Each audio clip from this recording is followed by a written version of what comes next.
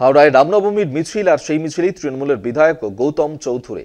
রামনবমীর মিছিলে তরোয়াল নিয়ে বিশেষ শোভাযাত্রা মিছিলে তৃণমূলের বিধায়ক সহ বিজেপির কার্যকর্তারা, সেই ছবি এই মুহূর্তে দেখাচ্ছি, যেখানে হাওড়াতে সেখানেও রামনবমী উপলক্ষেই মিছিলের আয়োজন করা হয় এবং সেই মিছিলেই তৃণমূলের বিধায়ক সহ বিজেপির কার্যকর্তারা তারা রয়েছেন এবং তৃণমূলের বিধায়ক গৌতম চৌধুরী তিনি ছিলেন এই মিছিলে।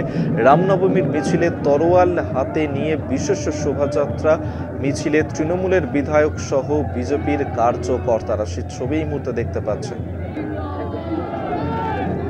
জগন্নাথ সামন্ত আমাদের সঙ্গে টেলিফোনে রয়েছেন প্রতিনিধি, এ নিয়ে আরো বিস্তারিত জানাবেন। জগন্নাথ, হাওড়াতে সেখানেও রামনবমী উপলক্ষে মিছিল দেখা গেছে, কিন্তু অস্ত্র হাতে সেই মিছিল দেখা গেল, যেখানে তৃণমূলের বিধায়ক থেকে বিজেপির কার্যকর্তারা তারা উপস্থিত ছিলেন।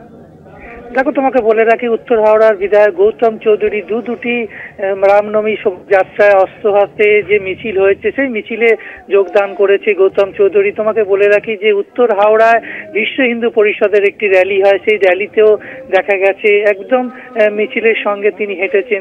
তাকে জিজ্ঞেস করা হলে তিনি বলেন যে তাকে নেমন্তন্ন করা হয়েছে, তাকে আমন্ত্রিত করা হয়েছে, তিনি কার্ড অথবা ব্যানার দেখেনি, তার এলাকায় অনুষ্ঠান হচ্ছে তাই জন্য তিনি উপস্থিত হয়েছিলেন। তারপরেও দেখা গেল খটিক সমাজের একটি শোভাযাত্রা হয়েছে গুলমোহর মাঠের কাছ থেকে একদম ডবসন রোড দিয়ে রামকৃষ্ণপুর ঘাট অব্দি এই র্যালিটা গেছে। সেখানে অস্ত্র হাতে বিজেপি কার্যকর্তারা দেখা যাচ্ছে যে অস্ত্র নিয়ে, প্রচুর পরিমাণের অস্ত্র নিয়ে, তরোয়াল নিয়ে র্যালিতে যোগদান করেছে, অস্ত্র পুজো হয়েছে।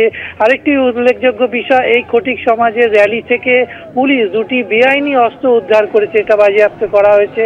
এর পাশাপাশি অর্থাৎ বিধায়ক গৌতম চৌধুরীকে দুটি র্যালিতে দেখা গেল একবারে মিছিলে যোগদান করা। একদম এই যে রামনবমী মিছিল, বিজেপি কার্যকর্তার সঙ্গে মিছিলে হাঁটলেন এবং অস্ত্র নিয়ে মিছিলে বিজেপি কার্যকর্তা ছিল, তার সাথেও তিনি হাঁটতে দেখা গেলেন। অর্থাৎ একটা বিতর্ক তৈরি হয়েছে উত্তর হাওড়া বিধায়ককে নিয়ে।